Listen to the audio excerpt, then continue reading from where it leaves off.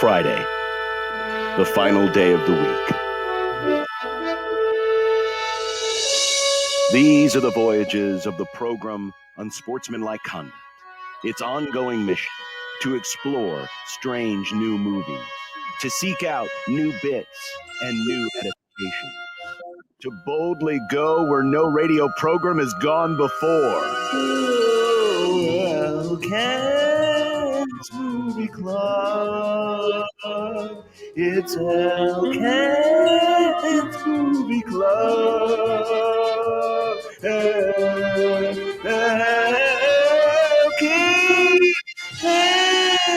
Movie Club. It's Elkins Movie Club.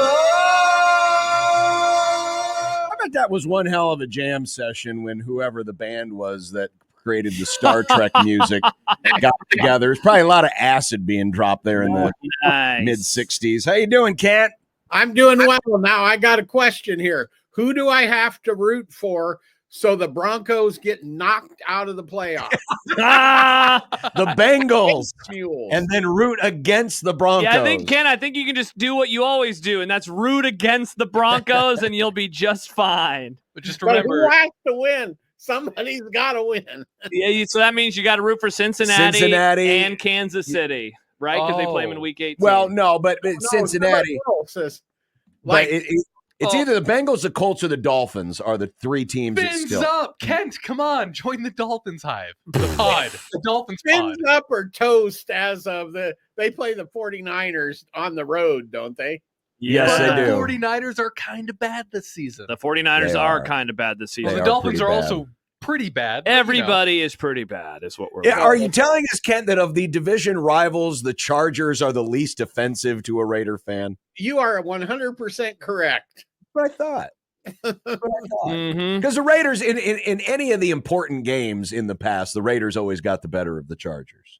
Correct. You know, back in the Dan Fouts days and stuff when they thought they were going to the Super Bowl, and then here comes 85-year-old Jim Plunkett and just ruin their night. Nice. Crazy.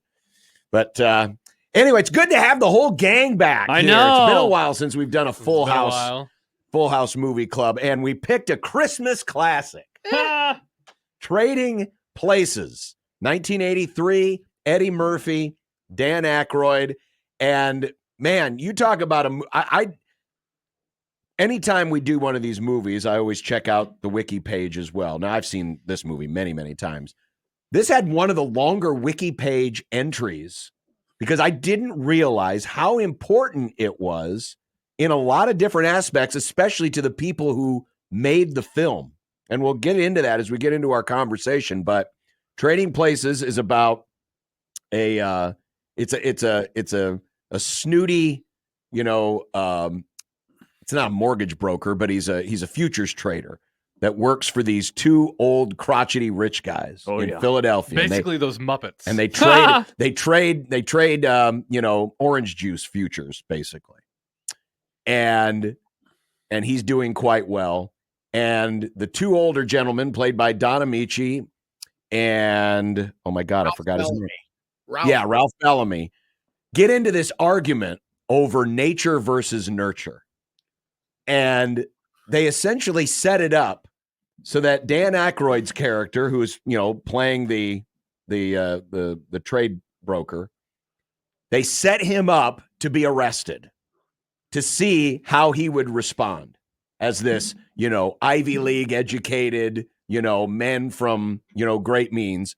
And they set up Eddie Murphy, who is this homeless guy that they happen to encounter on the street, to take Dan Aykroyd's place to see how it would work. And it's over a $1 bet.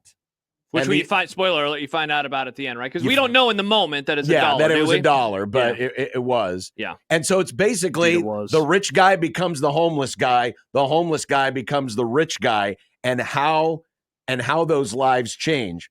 Then they find out, these old dudes have been playing us, and the setup is on to try to bankrupt the Duke brothers, who are the Bellamy and Don Amici characters. It's a great comedy. Jamie Lee Curtis also in it. Mm-hmm. Denholm Elliott plays the butler. But it's for me, Ken, it's one of my favorite movies of this era. Because all the people are in it. You've got Dan Aykroyd, who's just on the backside of his Saturday Night Live career, and it really kind of struggled with a couple of films since the Blues Brothers. Eddie Murphy he's on the ascent. He is on a rocket ship. I mean, he's already taken over Saturday Night Live. He had 48 Hours come out this same year. This movie ended up being another huge thing for him, and you just had, I thought you had perfectly cast and then people. You have Jamie Lee Curtis, who is in her first non-horror movie. Non-horror, because she was, what did they call her? The Queen of Scream? Yeah. Is that what they call her at the time? Yeah. So there's the setup. Indeed. And what this is, if you really want to look at what they did, this is The Prince and the Pauper, the Mark Twain story, flipped around, mixed with, this is a little film history. Nobody may have a clue what I'm talking about, but Preston Sturges made these screwball comedies that were also social commentaries at the same time. So it's Prince and the Pauper meets that, set in the 1980s with Eddie Murphy kind of taking everything over the top. Exactly. Yeah, and that's the thing that like sticks with me now, Ken, after I finished it, was, first of all, we've watched now quite a handful of comedies from this era, and some of them are, they land better than others. This might be my favorite of the ones that we have watched from this era. I thought it was hilarious. I thought the social commentary, though, was really good. I thought that it wasn't sanctimonious, though. Like, I feel like if a movie like this happens today, where it's a black character and a white character, there's probably these grand speeches about having to come together and all that. And this didn't have that. No. It kind of hits you over the head, but it doesn't hit you over the head, if that makes sense. It didn't mention race once. Exactly. It's there. It's there. Obviously some of the characters are using certain words to describe race, but it's not the, oh, you're the black guy and I'm the white guy. And so it just, off they go. And I also thought, it was really funny. Every time I watch one of these movies with Eddie Murphy from like the early days of his career, I'm like, man, it explains why he was so famous and why he was so funny and why he was so popular. Because he was, like, when I was coming up in the 90s, it was like the tail end, and it was the movie where he was in the fat suits or whatever. And it's just like, yeah, the Crumps. When you watch like prime Eddie Murphy, it's like, damn, that guy was good. And it's fun to see Dan Aykroyd, because I haven't really seen a whole lot of Dan Aykroyd movies, I'll be honest with you, outside of like Ghostbusters, and he shows up for a spell in Tommy Boy. He was really, obviously he was really good. I just thought it was top to bottom. I thought it was a really good script, a really good story, and a fun ride to be on. Yeah, and the thing, John mentioned it, he had 48 Hours, but it hadn't come out. Right. And they almost didn't cast him. The studio didn't necessarily want him to be in the picture. This was supposed to be Richard Pryor and Gene Wilder movie. And then Richard Pryor set himself on fire, freebasing into that movie. And that's how it ended up being Dan Aykroyd and Eddie Murphy. And the studio execs didn't have anything to base it on, because 48 Hours hadn't come out. And they were like, he can't draw in a movie, and he's not going to be it. Well, 48 Hours comes out, and it's an unexpected hit. And this comes out, and it's a smash, right? Yeah. It was like one of the top 5 movies of the year. And then the next movie he made was Beverly Hills Cop. Yeah. What a run. Yeah. Really well. Jeez. Yeah. And if you, and for that time, and that's the first, by the way, I'd ever heard that this was originally meant for Gene Wilder and Richard Pryor, who at that time were a great comedy duo. They had been in about 2 or 3 movies together, and Stir Crazy is my favorite of that bunch. And that had just come out. That was like 2 years old. So this is going to be huge. And I think the story, John, is that Eddie Murphy didn't want to work with Richard Pryor's partner out of respect for Richard Pryor. And so, he kind of got him pushed off, and then they brought in Aykroyd. Right. So you have and I think about how the movie would have been with those two, and I'm sure it would have been great because Gene Wilder and Richard Pryor worked great together. But it's probably fortunate for us that it came about this way, because I think it allowed these folks, as I said, this kind of resurrected Dan Aykroyd's career. He had done the Blues Brothers, but then he had a couple of movies in between. I think Dr. Detroit, and I don't remember the other one, didn't do well at all. And so he was kind of sliding a bit, and this shot him back up. Mm-hmm. He had Ghostbusters the following year. Kent just mentioned how Eddie Murphy, this was a launching pad for him because it went right into Beverly Hills Cop and his career, Coming to America, and his career takes off. And so I think it ended up being best for everybody that it ended up the way it did. And I think it made the movie, that much more memorable. It's also came in the middle of the streak of John Landis. Yes. Who made a whole bunch of good, entertaining films until Twilight Zone, and that was the end, and the people getting killed on a set, and his career kind of derailed to the point where, what movie was it? Eddie Murphy did, was it Coming to America that Landis directed with Eddie Murphy in it? He did Beverly Hills Cop 3 he came back for. That's the one. That Murphy got him hired to do Beverly Hills Cop 3 to try to help resurrect his career.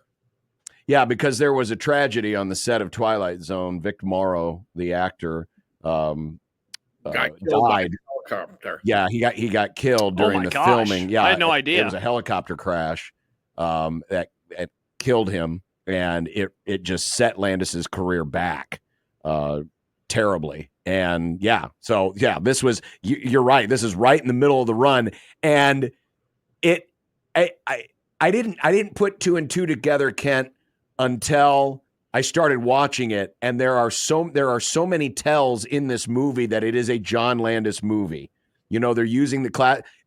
At times it felt like I was going to be watching Animal House again, just with some of the camera angles and the use of the music, and just, it looked and felt like a John Landis movie from start to finish. Well, when Dan Aykroyd gets arrested, the number that he was holding up was the same number from the Blues Brothers. Yes, absolutely.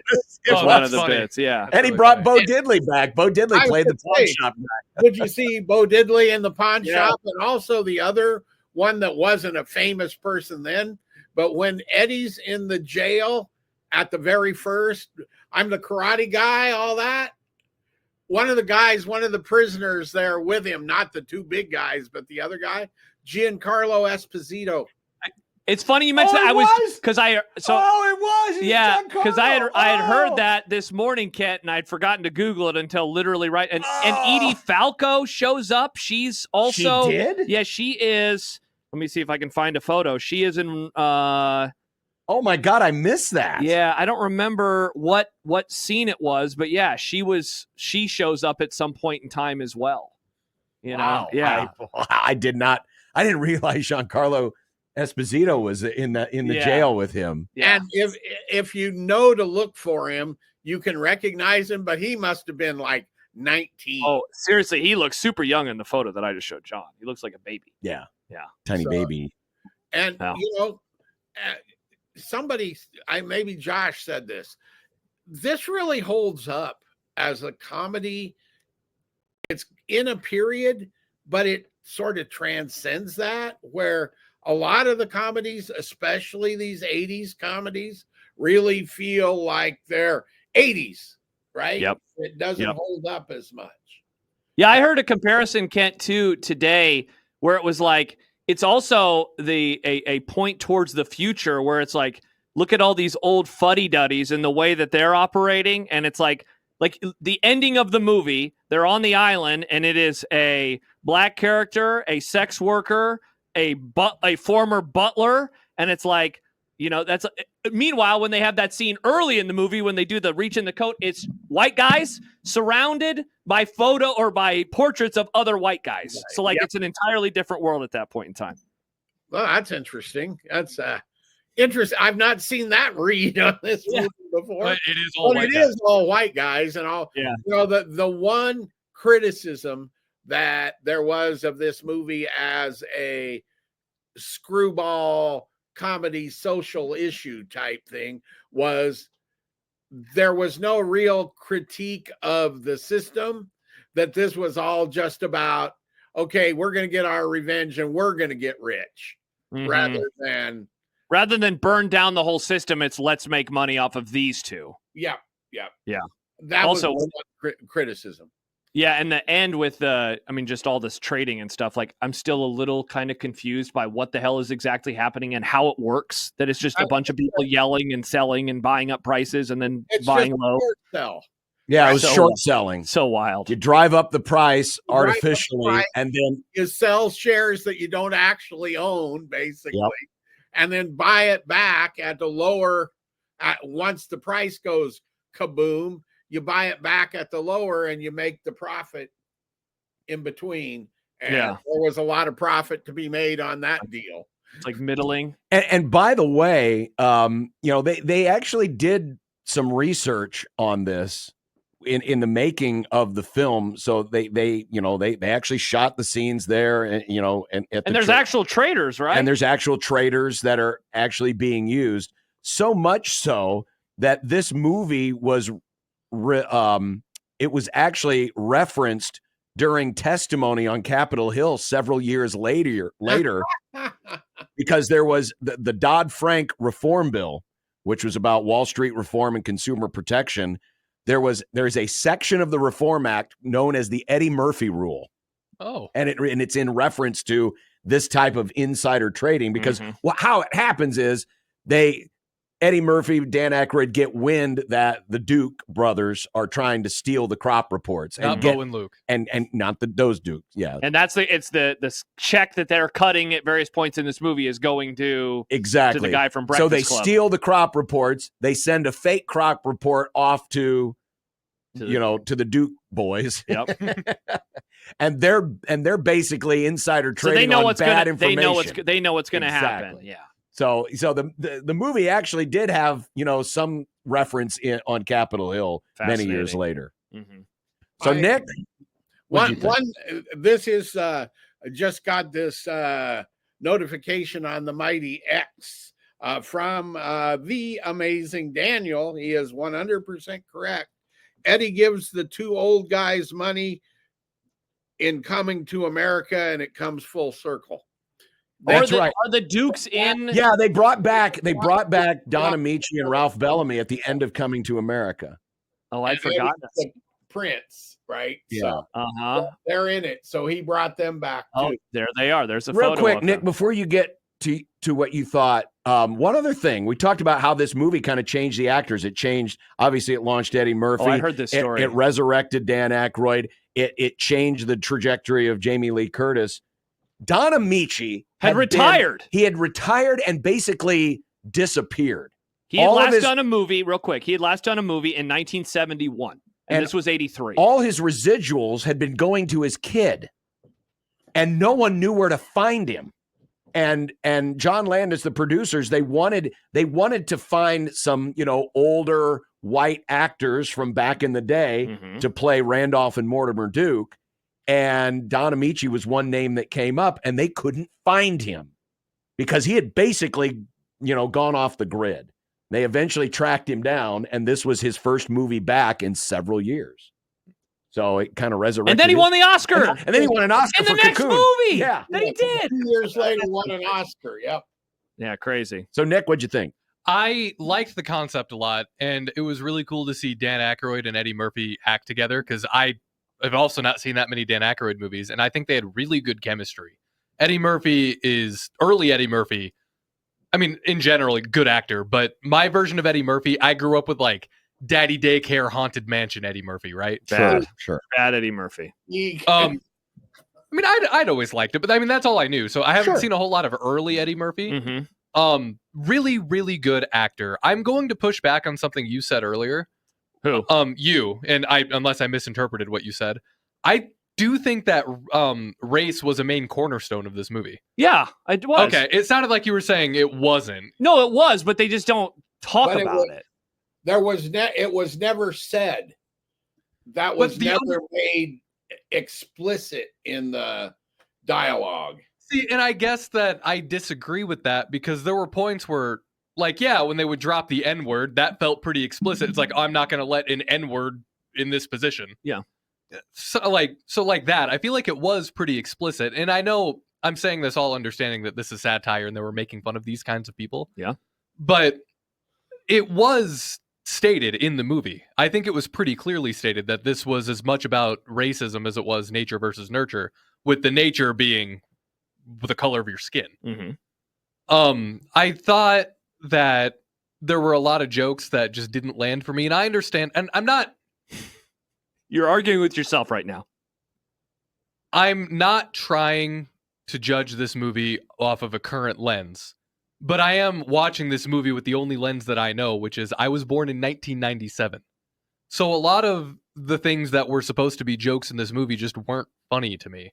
They weren't offending me. I wasn't clutching my pearls, but they would say something and I'd be like, oh, okay.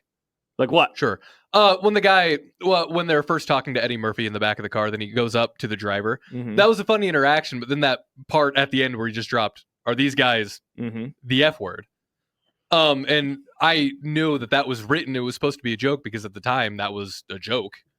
That was a punchline, but it just didn't really land for me. I get what the joke was supposed to be, but it wasn't funny. And then there was just a few plot holes. This is just me nitpicking. There were a few plot holes that. There's definitely plot holes. Why would a bunch of these rich white dudes who make millions of dollars care about $150 being stolen? Why would they care about that? And then the other part is when he had all those drugs that he was trying to plant in Eddie Murphy's desk. Where did he get the money for those drugs? He didn't have any money. How did he buy those drugs? I mean, it's a slapstick comedy in some ways. So I gonna be understand plot it's not holes. meant to be nitpicked like that, but there are also comedies where they do consider some of these plot situations, and I appreciate those more, I guess. Yeah.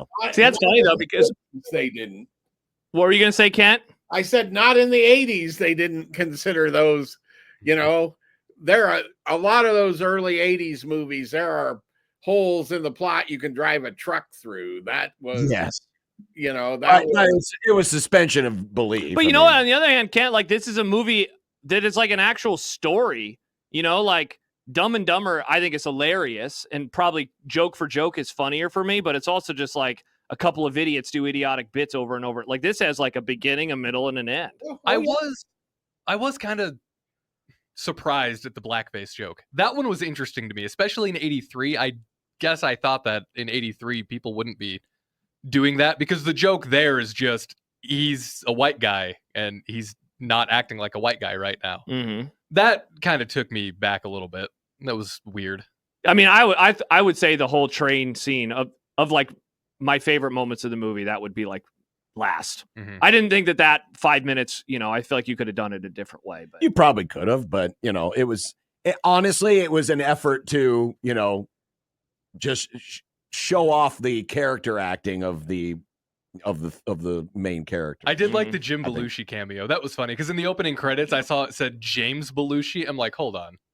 So then I was waiting, and then the gorilla started to talk. I'm like, there he is. And so this is filming when he's still, and then he dies like before. No. This is Jim. Oh, that's his brother. That's not Okay. John. This is my James. bad. Yeah, John Belushi had died. Interestingly enough, Aykroyd wanted to get away from John Belushi to do this in a sense because it was like he can't make a good movie without John Belushi because every good movie he'd made before that, John Belushi had been in. Bingo. So this was, I can make a good movie with John, and then they bring in his brother for a scene. Should admit, I did not know this either. So the guy who plays the security agent, Beeks. Is Paul Gleason. Yeah. From Breakfast Club. You know, I thought I get the recognized horns. him. He was not originally intended. They were going to cast G. Gordon Liddy. G. Gordon Liddy from Watergate fame. This is like that's like a, yeah. Yeah, they were going to cast him, and he was going to do it until he found out that, you know, as Beaks gets put in the ape costume or the monkey costume and gets put in the cage. He said, "I don't want that." Yeah, he doesn't want it implied that his character is getting sexually assaulted. It by definitely a monkey. was implied. Yeah, he doesn't want that to be his demise. But if you notice, when Beaks gets on the train, the book that he is reading is the book written by G. Gordon Liddy. Oh, really? Yeah. And the other cameo that I forgot to mention, Frank Oz of the Muppets fame. I saw his name. I didn't. He's the cop that books him into Dan Aykroyd into jail, where he's standing there in his underwear and the cops going through his possessions. Mm. He That's played the Frank exact Oz. same role in Blues Brothers because he was the guy who checked John Belushi out of Joliet prison. Nice. So he was typecast. And Al Franken. Al Franken was. Oh, that was the one I wanted to look up. When did he show up? He in was the one of the movie? two idiot train guys yes, who were in charge of guarding the monkey. Wow. I will say, I Someday really. senator. Who played the butler again? What's his name? I can. Denholm Elliott. So that was another actor where I was watching, like, why does he look so familiar? Then I looked him up. It's like, oh, of course, he's Marcus From Indiana Jones. And it made me appreciate him more as an actor, just because I realized I haven't seen anything else he's been in, and he's fantastic. In Yeah, this he was movie. awesome. I love him in this. He was I want really to watch good. more of his things. He was a really good butler. Yes. Yeah, and he's in a lot of British period movies like this too that didn't really get a lot of play here.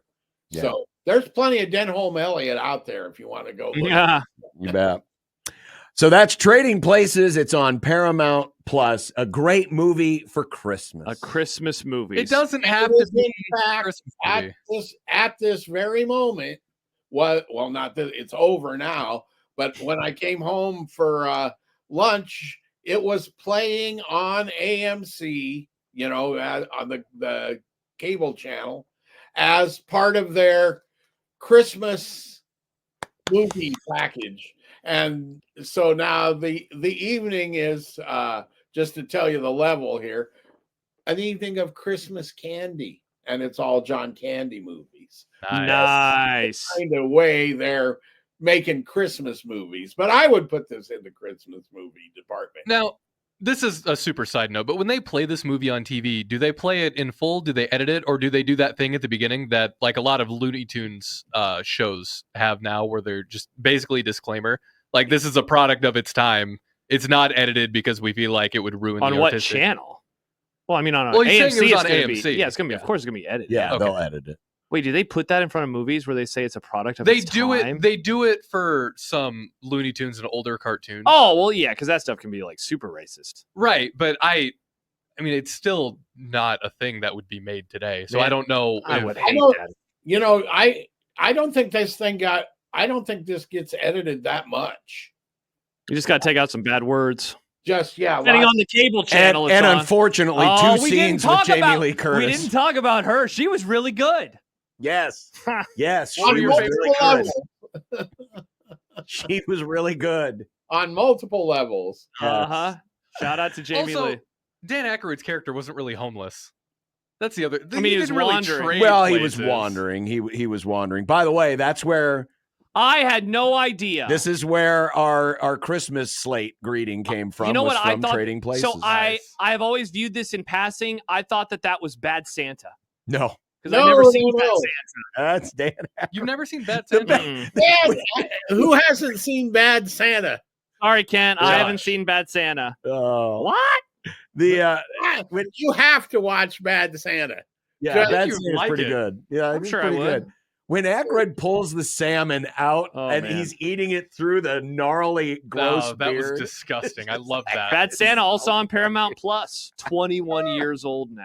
Good lord. Oh my god! Bad Good Lord. Santa is? Yeah, 2003. Oof. Wow. The passage of time. It can drink now. Bad Santa can have a beer. Yeah, it can. Mm-hmm. Bad Santa Many has beers. plenty of beer. Yeah. Uh-huh. Bad Santa's having more than beer.